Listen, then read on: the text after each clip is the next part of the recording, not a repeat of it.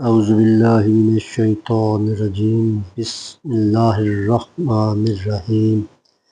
ومن اظلم ممن منع مساجد اللہ ان یذکر فیہا اسمہ وسعی فی خرابها اولئک ما کان لهم ان يدخلوها الا خائفین لہم فی الدنیا خزی ولہم فی الآخرۃ عذاب عظیم۔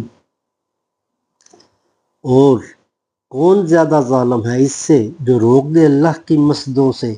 کہ ذکر کیا جائے ان میں اس کے نام پاک کا اور کوشاں ہو ان کی ویرانی میں۔ انہیں مناسب نہیں تھا کہ داخل ہوتے مسجدوں میں مگر ڈرتے ڈرتے ان کے لیے دنیا میں بھی بڑی ذلت ہے اور ان کے لیے آخرت میں بھی